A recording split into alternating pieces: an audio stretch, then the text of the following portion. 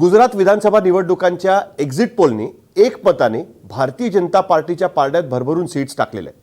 Bharatiya Janata party तिकडे एक हाती सत्ता पुन्हा एकदा आणते ही गोष्ट स्पष्ट त्या एक्झिट पोलच्या माध्यमातून दिसते. अर्थात हे वास्तवात कसं उतरणार ही गोष्ट नंतर आपण बघूच, पण त्यापूर्वी जवळपास 25 वर्षांनंतर सुद्धा भारतीय जनता पार्टीने एक राज्य असं आहे की ज्याच्यावरती सतत आपली सत्ता ठेवलेली आहे आणि हीच गुजरातच्या दृष्टीने आणि भारतीय जनता पार्टीच्या दृष्टीने नाविन्याची गोष्ट आहे. कारण गुजरातसारखं इतर कुठलंही राज्य भारतीय जनता पार्टीच्या सत्तेखाली राहिलेलं नाही आहे. मग ते मध्य प्रदेश असेल, त्या ठिकाणी सुद्धा काँग्रेसने त्यांना मात देऊन झालेली आहे. राजस्थानमध्ये तर कधी काँग्रेस कधी भारतीय जनता पार्टीची सत्ता राहिली आहे. छत्तीसगडमध्ये सुद्धा 3 टर्म झाल्यानंतर भारतीय जनता पार्टीला हरवून त्या ठिकाणी काँग्रेसची सत्ता आली होती. जवळपास प्रत्येक राज्यामध्ये ज्या राज्यामध्ये भारतीय जनता पार्टीची सत्ता राहिलेली आहे तिथे भारतीय जनता पार्टीला 2 निवडणुका 3 निवडणुका कधी एकाच निवडणुकीनंतर पराभवाचा सामना सुद्धा करावा लागला. पण गुजरातची परिस्थिती वेगळी आहे. कोणी म्हणेल की गुजरात ही हिंदुत्वाची प्रयोगशाळा झाली होती. 2002च्या दंगलीनंतर भारतीय जनता पार्टीच्या पाठीशी हिंदुत्वाच्या नावावरती त्या ठिकाणी जी वोट बँक उभी राहिली त्याचा थेट फायदा भारतीय जनता पार्टीला होत राहिला. पण 1 निवडणुका असेल, 2 निवडणुका असतील, सलग 4 ते 5 निवडणुका भारतीय जनता पार्टीने या ठिकाणी आपली सत्ता कायम ठेवलेली आहे. उत्तर प्रदेशमध्ये सुद्धा हे भाजपला शक्य झालं नव्हतं. काय नक्की परिस्थिती आहे की ज्याच्यामुळे भारतीय जनता पार्टीची सत्ता ही कायम राहिली आहे ही गोष्ट मी तुम्हाला आजच्या मुद्द्यामध्ये समजावून सांगणार आहे. नमस्कार, मी साहिल जोशी, मुंबई तकमध्ये आपलं स्वागत आहे. एक्झिट पोलचे निकाल काय आहेत हे तुम्ही बघितले असतीलच. त्याच्यामध्ये जसं मी सांगितलं तसं भाजपची सत्ता येते, पण त्याच्या पलीकडे काही आकडे आहेत की ज्यात आपल्याला लक्षात येईल की भाजपची सत्ता निवडणूक ते निवडणूक सतत ही कायम का राहिलेली आहे. 1995 साली भारतीय जनता पार्टीची पहिल्यांदा भारतीय जनता गुजरातमध्ये सत्ता आली होती. त्यानंतर शंकरसिंग वाघेलांनी भारतीय जनता पार्टीत फूट पाडली आणि भाजपची सत्ता ही काही काळासाठी गुजरातमधनं गेली. पुन्हा निवडणुका झाल्या, पुन्हा भाजप बहुमताने त्या ठिकाणी निवडून आली. 2002च्या दंगली झाल्या, भूजचा अर्थक्वेक झाला, त्याच्यानंतर सुद्धा निवडणुका झाल्या. त्याच्याही नंतर भारतीय जनता पार्टी पुन्हा एकदा बहुमताने गुजरातमध्ये निवडून आलेली आपण बघतोय. या सगळ्या पार्श्वभूमीवरती वेगवेगळ्या माध्यमातून आपण भाजपची सत्ता तिकडे का टिकली आहे त्याच्या मागचे आकडे काय हे आपण समजून घेऊया.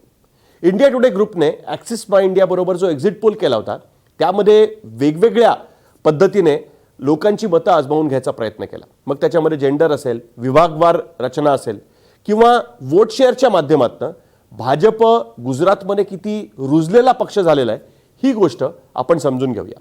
सगळ्यात आधी बघूया की गुजरातच्या एक्झिट पोलचे ॲक्सिस माय इंडियाचे, इंडिया टुडे ग्रुपच्या ॲक्सिस माय इंडियाचे एक्झिट पोलचे निकाल काय होते. तर भारतीय जनता पार्टीला 129 ते 151 जागा मिळताना दिसत होत्या. काँग्रेसला 16 ते 30. काँग्रेसचा परफॉर्मन्स गेल्या निवडणुकीच्या तुलनेत अत्यंत कमी झालेला आपल्याला दिसतो. 77 जागा गेल्या वेळेस काँग्रेसला मिळाल्या होत्या.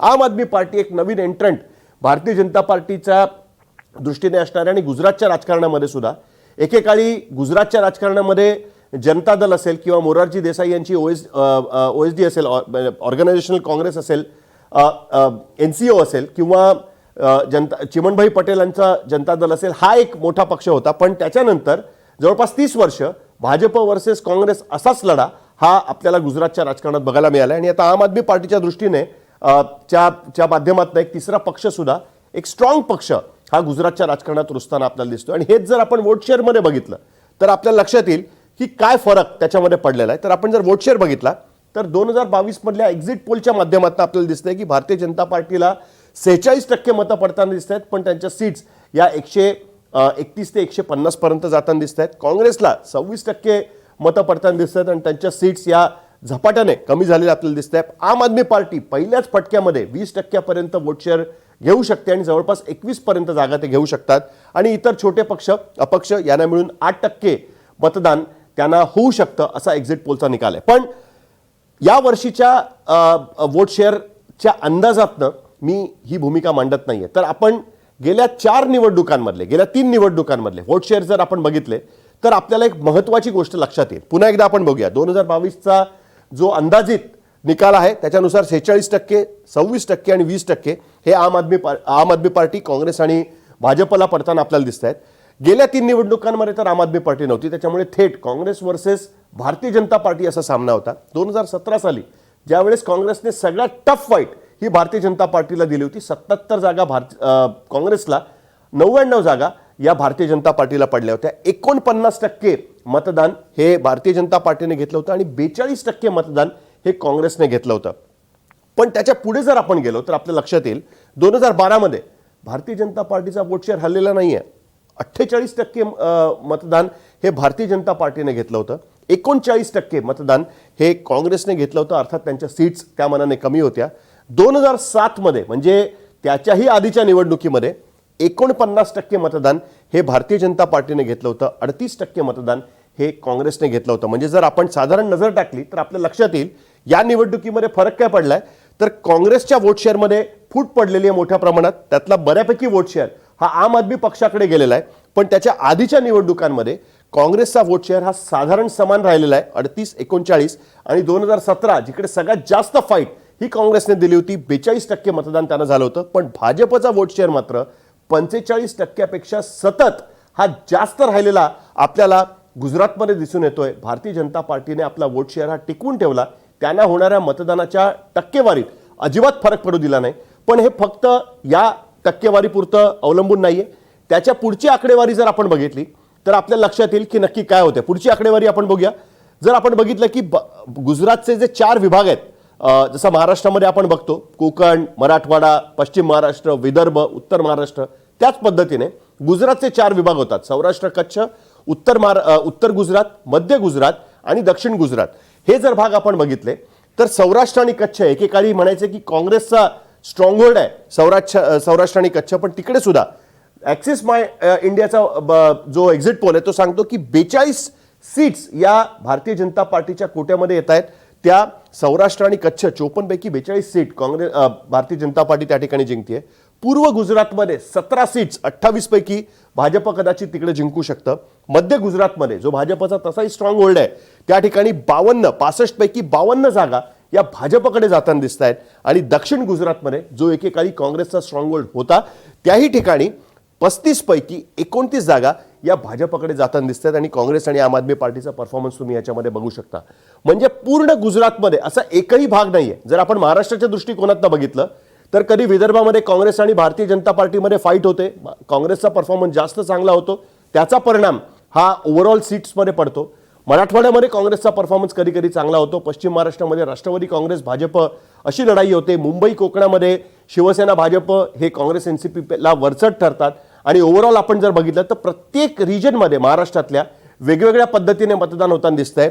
पण गुजरातमध्ये मात्र एकाच बाजूला प्रत्येक गुजरातच्या भागामध्ये भारतीय जनता पार्टीच्या बाजूला झुकलेलं मतदान दिसतंय. आणि त्याच्यामुळे या सीट्स त्यांना पडताना दिसतात. हेच जर आपण वोट शेअरमध्ये बघितलं, मतदानाच्या टक्केवारीमध्ये बघितलं तरी सुद्धा आपल्याला लक्षात येईल की कशा पद्धतीने याच्यामध्ये फरक पडलेला आहे. पुढच्या स्लाइडमध्ये आपल्याला ती गोष्ट लक्षात येईल. आपल्याला लक्षात येईल की कशा पद्धतीने भाजपचं निर्विवाद वर्चस्व सतत दिसतंय. आणि हेच जर आपण शहरी आणि ग्रामीण, कारण गेल्या निवडणुकीमध्ये 2017 मध्ये सतत सांगितलं जात होतं की काँग्रेसने ग्रामीण गुजरातमध्ये चांगला परफॉर्मन्स केला आणि त्याच्यामुळे त्यांच्या सीट्स वाढल्या. पण तरी सुद्धा यावेळेस जर आपण बघितलं तर भारतीय जनता पार्टीने प्रत्येक रिजनमध्येच नाही, आणि ते त्याच्यामुळे शक्य झालंय की शहरी मतदार असेल की ग्रामीण मतदार असेल, भाजपचा वोट शेअर हा 45% पलीकडे राहिलेला आहे. खास करून शहरी मतदार हा पूर्णपणे भारतीय जनता पार्टीच्या पाठीशी उभा राहताना दिसतोय. 3 महत्त्वाची शहरं आहेत गुजरातमध्ये, अहमदाबाद, वडोदरा आणि सुरत. या तिन्ही शहरांमध्ये भारतीय जनता पार्टीचा परफॉर्मन्स हा अत्यंत चांगला राहिलेला आहे प्रत्येक निवडणुकीत. आणि त्याच्याच बळावरती शहरी मतदारांमध्ये 48% मतदान हे भारतीय जनता पार्टी आपल्याकडे खेचून घेतं. यावेळेस आम आदमी पार्टी आलेली आहे, त्याच्यामुळे साहजिकच आहे काँग्रेसच्या टक्केवारीमध्ये फरक पडलेला आहे. असं नाहीये की पूर्ण मतदार हा भारतीय जनता पार्टीच्या बरोबर आहे. पण तरी सुद्धा या फुटीचा फायदा जरी भाजपला मिळतोय असं आपण मानलं तरी सुद्धा भाजपचं स्वतःचं पारडं हे जड आपल्याला दिसतंय. जर आपण बघितलं काँग्रेसची 24% आणि आम आदमी पक्षाची 21% मतं त्यांना जी पडू शकतात याचा जर अंदाज बांधला तरी सुद्धा ही आकडेवारी 45% पर्यंत जाते. या उलट त्याही परिस्थितीत भारतीय जनता पार्टीची टक्केवारी ही जास्त आहे आणि त्याच्यामुळे भारतीय जनता पार्टीचा पूर्ण प्रभाव हा आपल्याला गुजरातच्या राजकारणात पडताना दिसतोय. त्याच्या पुढे आपण बघूया की कशा पद्धतीने वेगवेगळ्या जातीनिहाय जर आपण अंदाज बघितला तर त्याच्यामध्ये सुद्धा भारतीय जनता पार्टीचं वर्चस्व त्याच्यामध्ये दिसत आहे. नॉर्मली गुजरातमध्ये असं मानलं जायचं की SC आणि ST या ज्या सीट्स आहेत, म्हणजे गुजरातमध्ये शेड्यूल कास्ट च्या 13 रिझर्व्ड सीट्स आहेत, शेड्यूल ट्राईब म्हणजे आदिवासी भागांमधल्या 27 सीट्स आहेत.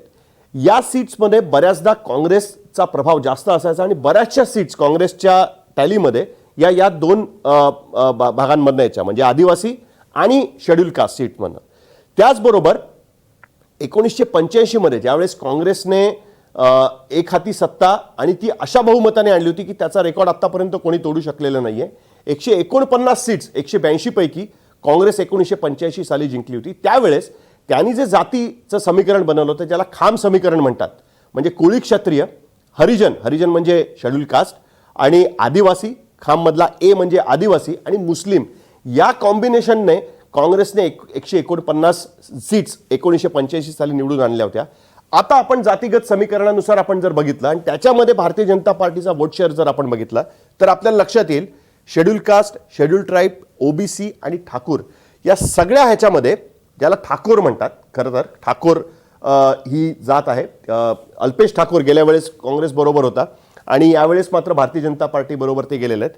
जर आपण ते बघितलं तर आपल्या लक्षात येईल भाजपने 28% शेड्यूल कास्टमध्ये, शेड्यूल ट्राईबमध्ये 33%, म्हणजे आदिवासी बहुल भागामध्ये सुद्धा 33% मतदान हे भारतीय जनता पार्टीला होतं. OBC समाज हे 57% मतदान OBC समाजाचं हे आपण बघतोय की भारतीय जनता पार्टीच्या बाजूला जात आहे आणि ठाकूर जमातीचं 47% मतदान हे भाजपकडे जाताना दिसत आहे. काँग्रेसला जी बढत मिळते ती फक्त आणि फक्त शेड्यूल कास्ट म्हणजे दलित समाजामधनं काँग्रेसला बढत मिळते. तिकडेही आम आदमी पक्षाला 30% मतदान होऊ शकतं अशी शक्यता वर्तवण्यात येते. म्हणजे जातीगत समीकरणामध्ये सुद्धा भाजपचा पगडा हा ज्या मोठ्या जाती आहेत त्यांचा मतदानावरती परिणाम होतो त्याच्यामध्ये जास्त दिसतंय. पुढच्या स्लाइडमध्ये पण आपण बघूया की अजून ज्या जाती आहेत, म्हणजे उदाहरणार्थ कोळी क्षत्रिय जो समाज होता, एकेकाळी खाम समीकरण मगाशी मी जे सांगितलं काँग्रेसच्या पाठीशी उभी राहिलेली जात होती, 57% मतदान हा भाजपला होताना दिसतंय. त्या जातींचं मतदान सुद्धा हे भाजपकडे वळलेलं दिसतंय. जनरल म्हणजे त्याच्यामध्ये जैन आहेत, इतर समाजातले लोक आहेत, त्यांचं 59% मतदान हे भारतीय जनता पार्टीकडे गेलेलं आपल्याला दिसतंय. मुस्लिम समुदायाचं 8% मतदान, पण साहजिकच आहे काँग्रेसला 54% मतदान, आम आदमी पक्षाला 30% मतदान हे मुस्लिम समुदायातनं होतं. साधारण 9 ते 10% मुस्लिम समुदाय हा गुजरातमध्ये आहे, त्यातलं 54% मतदान काँग्रेस घेऊन जाते. पण त्याहीमध्ये आम आदमी पक्षाने यावेळेस 30% मतदान घेतले. आणि पटेल, तुम्हाला आठवत असेल 2017 मध्ये पटेल ॲजिटेशन फार मोठ्या प्रमाणात गुजरातमध्ये झालं होतं. यावेळेस मात्र त्याचा काही फरक पडलेला दिसत नाहीये. गेल्याही वेळेस हे मतदान थोडं कमी झालं होतं, पण यावेळेस मात्र निर्विवाद वर्चस्व पटेल मतदारांमध्ये 57% पर्यंत मतदान पटेल समाजाचं हे भारतीय जनता पार्टीकडे झुकलेलं दिसतंय. आणि इतर दोन पक्ष काँग्रेस आणि आम आदमी पक्ष 16% आणि 19% मतदान हे काँग्रेस आणि आम आदमी पक्षाला 19% मतदान पटेल समाजातनं होते. तुम्हाला आठवत असेल हार्दिक पटेल या पटेल ॲजिटेशनमधनं पुढे आला होता. काँग्रेसचा नेत्याला नेतृत्वही दिलं होतं गुजरात काँग्रेसचं. पण यावेळेस हार्दिक पटेल सुद्धा विरमगाम मतदारसंघातनं भारतीय जनता पार्टीच्या तिकिटावर निवडणूक लढवत आहे. 57% मतदान पटेल समाजाचं सुद्धा झालेलं दिसतंय. साधारण अंदाज आपण जर बघितला तर बिहारमध्ये खास करून मानलं जातं की नितीश कुमार यांच्या पाठीशी महिला मतदार फार मोठ्या प्रमाणात उभे आहेत आणि त्यांच्या बळावरती नितीश कुमार तिकडे निवडणूक जिंकतात. मोदींच्या बाबतीत सुद्धा असंच म्हटलं जातं. पण गुजरातमध्ये पण तीच परिस्थिती आहे. जर आपण बघितलं तर भारतीय जनता पार्टीच्या पाठीशी 48% महिला मतदार स्त्रिया ह्या भारतीय जनता पार्टीच्या पाठीशी उभ्या राहिलेल्या आपल्याला दिसत आहेत. 44% पुरुषांचं मतदान हे भारतीय जनता पार्टीकडे होऊ शकतं. पण पुन्हा एकदा हे सिद्ध होत आहे जवळपास 48% महिला मतदारांचा चंक हा भाजपच्या पाठीशी उभा राहतो. हेच काँग्रेसला 25 आणि 27%, आम आदमी पक्षाला 21 आणि 19%. साधारण ही आकडेवारी आपण बघितली तर गुजरातमधल्या समाजातल्या प्रत्येक घटकामध्ये मुस्लिम समुदाय सोडला तर भारतीय जनता पार्टीचं निर्विवाद वर्चस्व हे वोट शेअरमध्ये असेल, सीट्समध्ये असेल, विभागांमध्ये असेल, शहरी ग्रामीण या फरकामध्ये असेल, भाजपचं वर्चस्व हे गुजरातमध्ये निर्विवादपणे या ठिकाणी दिसून येतं. आणि प्रत्येक निवडणुकीमध्ये मी मगाशी वोट शेअर पण तुम्हाला दाखवला, प्रत्येक निवडणुकीमध्ये भारतीय जनता पार्टीने 45%पेक्षा जास्त मतदान हे घेतलेलं आहे. सगळ्यात कमी मतदान कदाचित त्यांना या निवडणुकीत होऊ शकतं. 46%चा अंदाज वर्तवला जातोय. पण गेल्या 3 निवडणुकांमध्ये आपण बघितलं 2007, 12 आणि 17 48 आणि 49% मतदान हे भारतीय जनता पार्टीच्या पारड्यात पडलेलं आपण या बघितलेलं आहे. ह्याचा साधारण आपण जर अंदाज बांधला तर आपल्याला लक्षात येऊ शकतं की भारतीय जनता पार्टी 25 वर्ष गुजरातच्या राजकारणावरती पूर्णपणे प्रभाव टाकून का उभी आहे. भारतीय जनता पार्टीला हरवण्यासाठी खूप प्रयत्न करून पाहिले.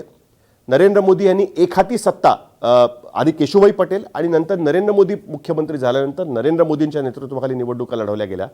आत्ताच्या परिस्थितीमध्ये कोणीही मुख्यमंत्री त्या ठिकाणी निवडला गेला तरी मोदींच्या नावाने तिकडे मतदान होतं असंही लोक म्हणतायत.